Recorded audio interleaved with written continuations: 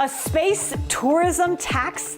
Fresh off the heels of the Jeff Bezos Blue Origin flight, an Oregon congressman wants to tax anyone who launches into space for non-research purposes.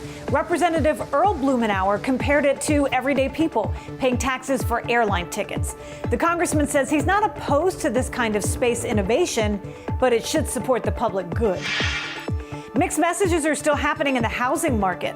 A higher than expected number of homes broke ground in June, but permits for future construction fell to the lowest point in 8 months.